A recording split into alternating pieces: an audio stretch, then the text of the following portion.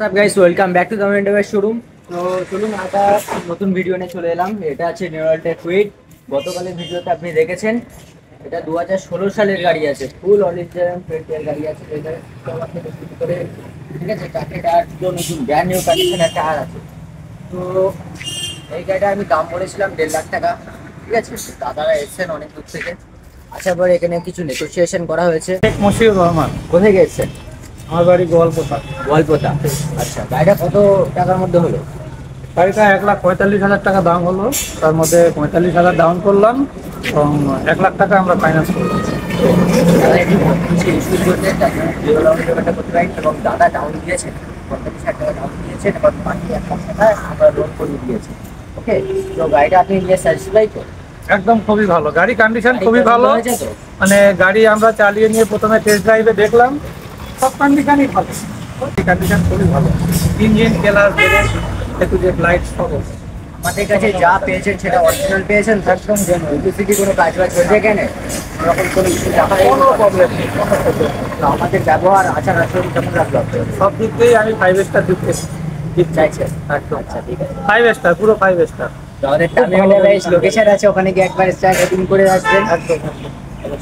তো চলুন, বেশি কথা বাড়াবো না, গাড়ির ভিডিওতে দেখাবো। ঠিক আছে, ভিডিওতে যতটা সম্ভব হবে গাড়ির কোয়ালিটি কেমন কি আছে না আছে।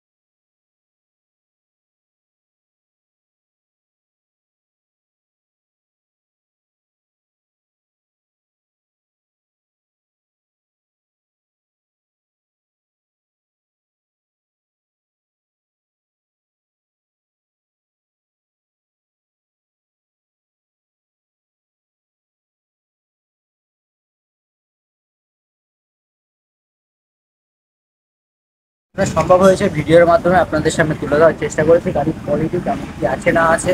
ঠিক আছে, তো আমাদের ডেস্টিনেশন আছে নিউটাউন, রাজারহাট রোড, হারোয়া, কলকাতা বাজার, নেয়ার বন্ধুগুলো পরবর্তীতে।